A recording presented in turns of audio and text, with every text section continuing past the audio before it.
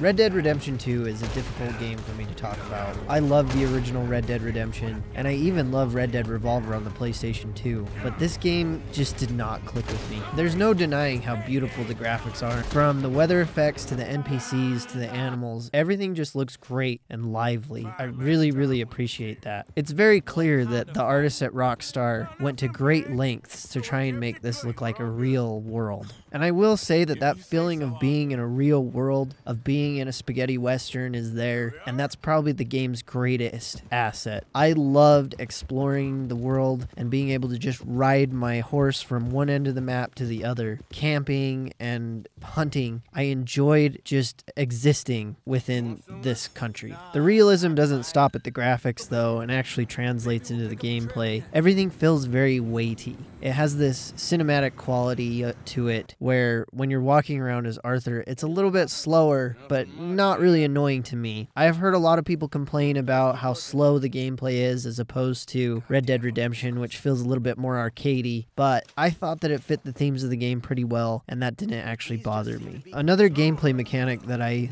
liked, but I felt like it was a little bit underutilized, was the horse mechanic. I like how you had to keep your horse clean, you had to keep it fed in order for it to keep performing well. It gave you this feeling of kind of bonding with your horse and being able to take care of an animal, and I really liked that. Another mechanic that I like in theory was the gun cleaning mechanic. I liked the idea of having to keep your gun clean in order for it to aim better, but unfortunately, I never really noticed too big of a difference whether the gun was clean or dirty. Within my 60-hour playthrough, I think I probably cleaned my gun twice, but it never had much impact on the gameplay. I did really like the hunting mechanics, and I really enjoyed the campground mechanics where you had to cook the food that you had hunted and just keep food with you so that you can maintain your energy. Just like with the gun mechanics though, I never felt like this was really needed, and that's kind of where the game starts to fall apart. There are a lot of things here at play that I don't think even need to be in the game, or they don't fit within the narrative that this is trying to tell. On one hand, I think that Rockstar wanted to make a fun sandbox game like they always do with the original Red Dead or with Grand Theft Auto 5, but on the other hand, it feels like they wanted to make a cowboy simulator. Both philosophies of gameplay work for me. I like sandboxes, and I also like more realistic gameplay in my games, but when you try and mesh them together, it comes out like oil and water. This confusion of identity runs throughout the gameplay and the story and almost everything in Red Dead Redemption 2, in my opinion. I have heard so many people praise the writing in this game, and I do not understand it. There are so many issues within this plot. There are so many tonal problems that in order for me to talk about it, I just have to get right into spoilers. I understand that if you really enjoy this game, that's fine. I'm not trying to take that away from you, but this is just my experience with it. I also realize that a lot of players don't actually play these games for the plot. I actually do. I really love the original Red Dead Redemption's story of John Marston fighting to get his family back. Now, with this iteration of the series, I thought that they would have that sort of writing again, and to just put it simply, I was not impressed. Here is where I'm just gonna have to go into spoilers and start dissecting the chapters one by one. In my opinion, the game starts off pretty strong. It has a very thick tension going on in the first part, where you're with the Vanderlyn gang, playing as Arthur, and following your lead, Dutch. Your gang has just been driven out of a town named Blackwater after a botched heist. You're forced up to a mountain named the Grizzly Mountains that are just full of snow, and your gang members are starting to drop like flies. In order to escape the bitter cold of the mountains, your gang decides to approach a cabin looking for food and water. You soon realize that there's something not quite right, and around this time I was pretty excited.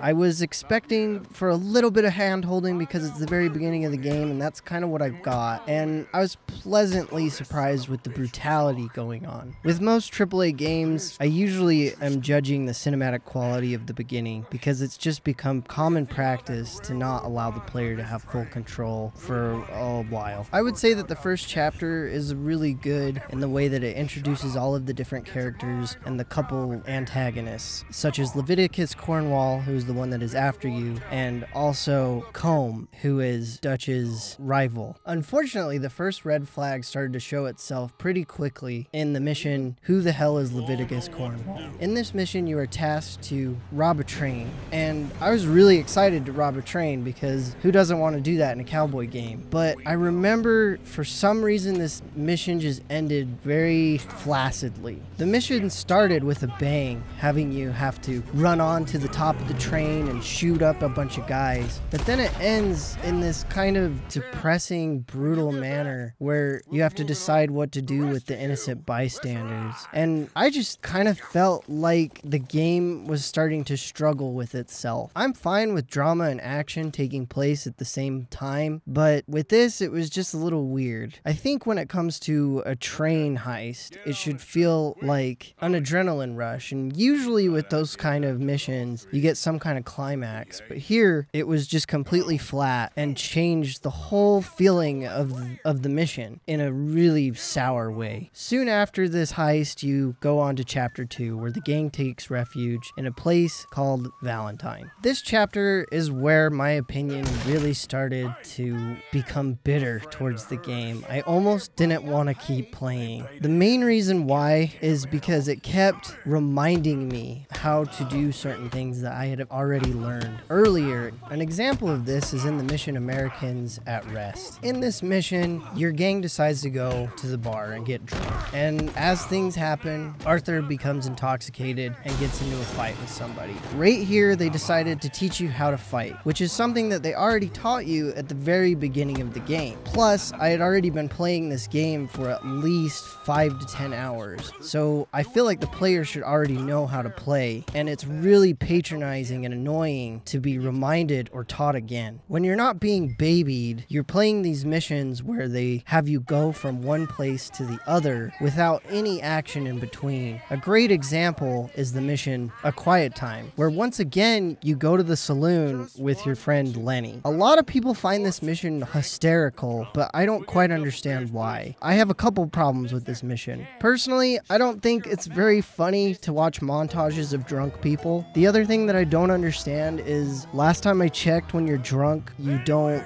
hallucinate. But the most egregious thing that I find about this mission is that there's barely anything to do in it other than to walk around and press X saying, "Where's Lenny? Where's Lenny?" I don't understand how they couldn't find something fun to do with this idea of Arthur being drunk, which, by the way, this is the second time that it's happened in the same chapter. My main problem with this chapter is that it sets up every character to be unlikable. The prime example is the mission Money Lending and Other Sins. It introduces you to this character named Strauss, who is my least favorite of this unbearable cast, and he gives you the task of beating the shit out of these innocent people that just needed your help. This to me just made me really dislike Arthur, and it made me not want to play as him. Normally, I am okay with challenging or dark moments in my media, but with this one, I did not understand the reason for it, and I didn't understand why it was happening. There didn't seem to be an overall message or anything like that. It seemed like they were just trying to make me feel guilty for playing their game. I'm also usually a fan of main characters that are bad guys, but Arthur doesn't seem to be really a bad guy or a good guy. He doesn't even seem to have any charismatic qualities to him that make me intrigued by his character. I will say though that a Fisher of Men mission redeems Arthur a little bit because you get to see him interact with Jack. Another thing that I really enjoyed about this mission was it was a little bit more slower paced, but that's okay because we're learning about Jack, we're learning about Arthur, and we're also learning how to fish, which will help you in the open world. Another mission that adds a little bit of humanity to Arthur that I actually really enjoyed and is a great example of both drama and fun gameplay is We Loved Once and True, where Arthur has to go and meet up with this girl that he used to be in a relationship named Mary. You start the mission off by riding up to a house and meeting Mary and learning that her brother has now joined a cult. This leads to a really fun chase scene, and then afterwards, when you get him back, it leads to a conversation with Mary where you kind of learn a little bit more about Arthur and his backstory. I really liked this. Another couple of positives about this chapter is actually Micah. Now, I am aware that he is one of the most hated people in the Red Dead fandom, but around this time I didn't quite understand why. It was still the beginning of the game, and I really liked it when I got to go do missions with Micah, because they were always fun and fast-paced. Blessed Are the Meek is a great mission that is an awesome example of how to mix both dramatic storytelling and fun gameplay. The mission starts off with you helping Micah to escape from his jail cell. Right afterwards, it results in a gunfight between you and the town of Strawberry. Near the end of the mission, Micah runs into a house and kills two people, a woman and a man, to get his guns. Hello, Maddie. Did you miss me? I really love this moment because right before it you were having fun shooting up the whole town, but now you're sort of feeling a little guilty about how much fun you were having. And it doesn't completely ruin the mood because the mission just keeps going on from there. There's no dwelling in how dark this is. Soon after, the gang is driven out of Valentine by Leviticus Cornwall. They take refuge in an area named Clemens Cove, where two families are fighting for unknown reason.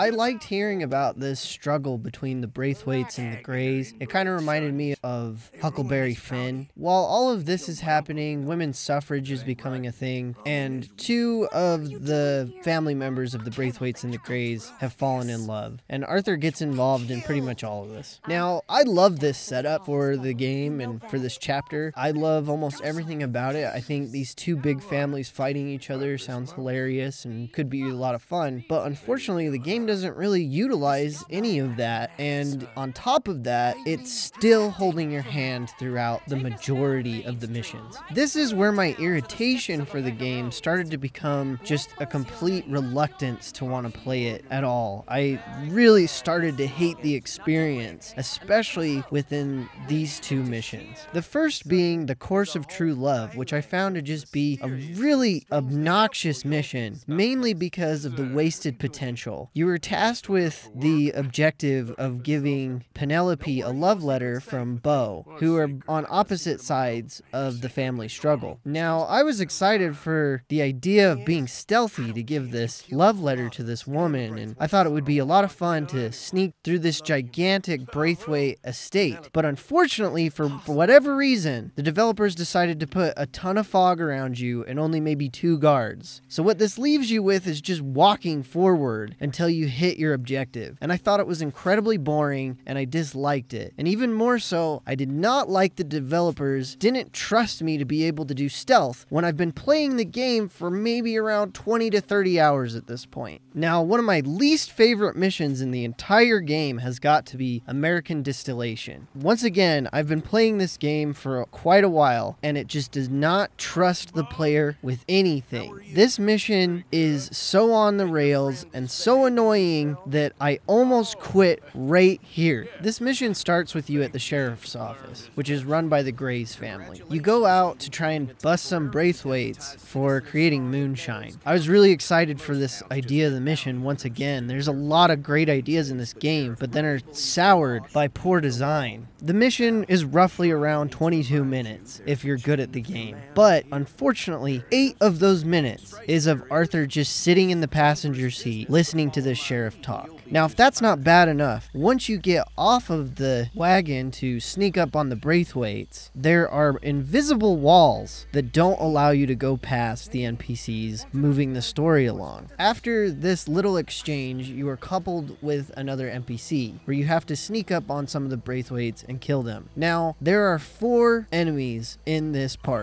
area, 2 of which will be killed by the other NPC that you were coupled with. I don't know why Rockstar thought this was a good idea. As the player, I want to defeat the enemies. I don't want to watch another person do it. Luckily, this isn't the end of the chapter, and there are some good parts in it. When Dutch and Micah decide that it would be financially beneficial to pit the 2 families against each other, the chapter does start to kick off quite a bit. One of my favorite missions in the entire game is probably the Fine Joys of Tobacco. You were coupled up with Sean, who is probably one of my favorite characters in the game, to go and burn down some of the Gray's tobacco plants. This is such a good mission. It almost feels like it's coming out of a completely different game. The mission starts with you sneaking into this tobacco plant and dousing it with alcohol, and there are actually guards there that you have to avoid. On top of that, you set it on fire and it creates this huge gunfight that is just thrilling and incredibly fun, and the pacing was awesome. This pacing doesn't let up throughout the rest of the chapter either. Once you get to a short walk walk in a pretty town, the stakes seem to be higher as you watch Sean get shot in the face very unceremoniously. This was one of the best moments in the game. It was shocking and dark, and it also led to a great gunfight that was also just entertaining and fun. It flows very smoothly into the next mission, which is Blood Feuds Ancient and Modern. You have realized that the Greys and the Braithwaites have found out your ruse, and they have now kidnapped Jack, who is the kid that you were fishing with before. This mission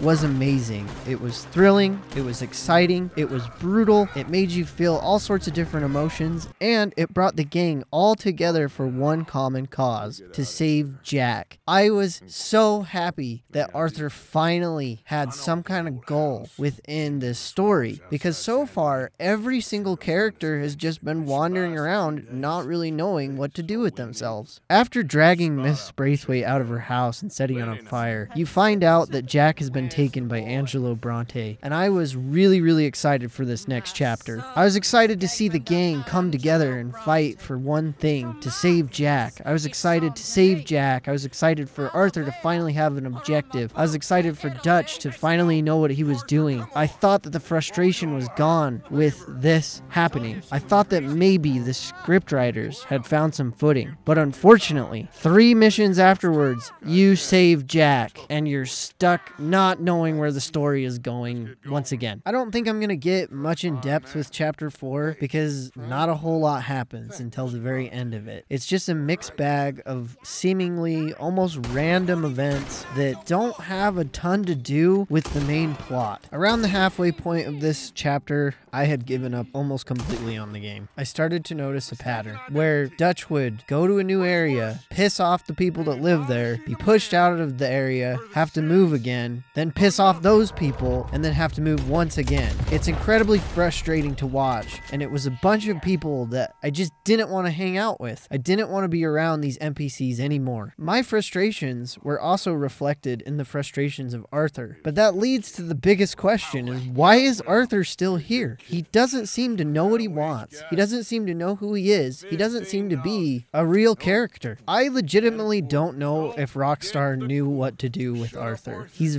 pretty customizable in his facial hair, and you can change the way he looks quite a bit just by changing that, because he looks very normal. He does sort of have a backstory that he tells you where his child and his former girlfriend died. I knew right away. Turned out some bastards had come through. Robbed him. Shot him dead. And offered $10. Hardened me. Feeling that kind of pain. But I know now that... Wait, stop here. I want to pick some ginseng. He also has Mary, who is a love interest, but he never acts the way you would think a person would when he's around Mary. He never tries to pursue her. He also never brings up his former family ever, except for once in the game. This leads me to think that Rockstar wanted to try and have their cake and eat it too. They wanted to make a character that felt real, but they also wanted to give the player an avatar for themselves. These two ideas don't really mix very well in this game, and it just makes Arthur look like a confused person that goes and does things and then complains about it afterwards. All I'm going to talk about in chapter 4 is that at the beginning, after you get Jack back, you become friends with Angelo Bronte, because, you know, that's what you do with people that kidnap your kids. You just go and buy them a beer and now you're friends. Well, guess what? He double crosses you. Big surprise. So now you don't like him anymore, and Dutch gets really mad and drowns him, and the whole gang is shocked by this. After the murder, the gang decides to try and rob a bank that's the biggest bank in Rhodes. It ends up killing half of your gang, and it is kind of emotional, I'll admit, and you have to escape to another area. During your escape, a mishap happens where the boat sinks and Arthur is forced to jump overboard. Arthur eventually finds himself reunited with his gang on an island named Guarma, where a revolution is happening. Once again, I'm probably not going to get too into this chapter because a lot of this just has nothing to do with the main story. It's just another tangent from the writers that just doesn't make any sense. There are some fun missions on here, but it's almost completely irrelevant in the grand scheme of things. My main issue with this chapter is Dutch starts to go a little crazy and gets paranoid that somebody has went against the gang or is a double crosser. So he starts killing people, and Arthur decides to give him a lecture. Horrible old crone. But you killed her. She was gonna betray us, Arthur. Couldn't you tell? No. Well, I got some Spanish. She was. You keep killing folk, Dutch. You gonna strangle me next?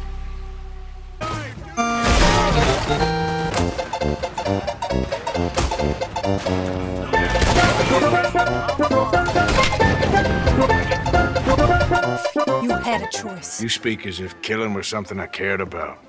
Eventually, the gang finds their way off of the island, and Arthur and Dutch reunite with the rest of the gang that was left in the Americas. You find out that Sadie has taken over for Dutch, and she's actually a really cool character and probably one of my favorites. But during the happy reunion, it becomes confirmed that there is a rat within your gang. A couple missions later, Arthur becomes very sick, and I really liked this part because it happened out of nowhere. You're just riding around the town, and then Arthur keels over, and it's pretty touching and sad. It really does a good job of putting you in Arthur's shoes where he doesn't know what he's going to do because he doesn't have the money. The missions with Sadie are really fun, and I really enjoyed them because they have a real goal to them, like finding John and helping John, and it gives Arthur something to strive for. Now we're in chapter 6, and this is my favorite with Arthur. He starts to show some character development and wants to get people out of the gang. He realizes that Dutch is becoming unhinged and that Micah is whispering into his ear terrible plans. Thankfully, I don't think I have any issues with any of the missions in this segment. All of them are pretty fun, and they all have a real weight to the story. They all make sense for what is happening.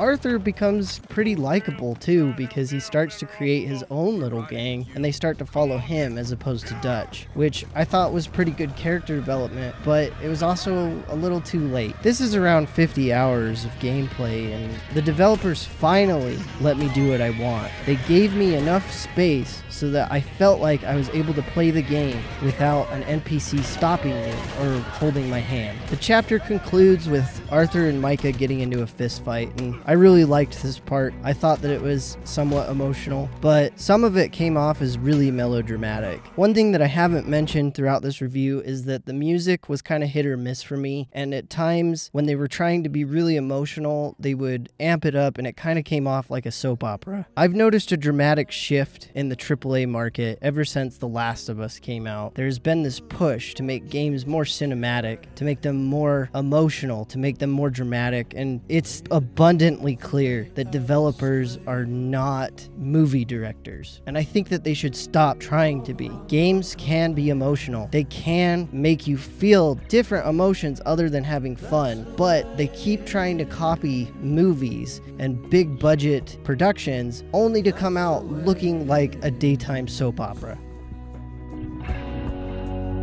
You saved my life. You're a good man.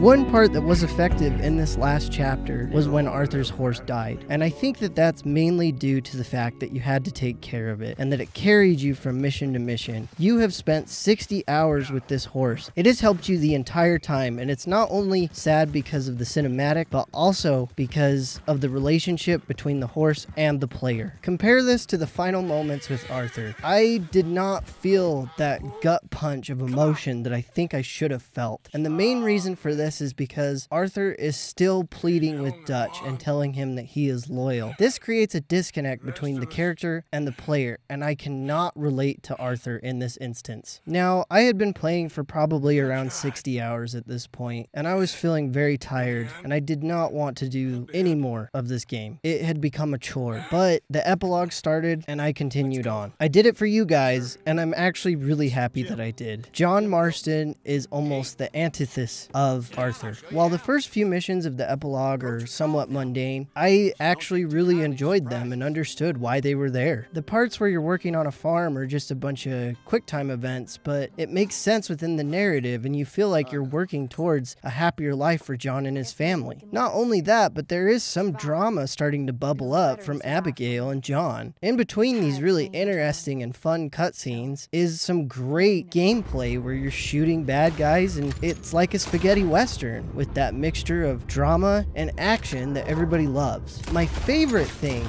about these epilogue chapters is just how seamlessly the game goes between narrative and gameplay. There was never a moment where I felt like the writers were off on a tangent. It all felt very connected and it needed to happen. Some of these missions are so good that they almost criticize the missions before it. A really big bastard in Epilogue Part 2 is a great example of how you could have done a tutorial mission on how to hunt. Narratively speaking, it makes sense for John to go out and get bounties with Sadie because he needs money for his family. This also makes sense gameplay-wise because it's fun to both hunt people and bears. Compare this with the mission in the first chapter, The Aftermath of Genesis, where you just hunt deer regularly and it just feels kind of like a chore. All in all, the ending to Red Dead Redemption 2 is a very sweet one, and I enjoyed John's character and seeing his family succeed. I wish that I could have grown accustomed to or attached to Arthur as much as I had to John before him, but I just couldn't do it. And unfortunately, I just feel like this game had so many design philosophies going on that Rockstar got confused in what it wanted to make.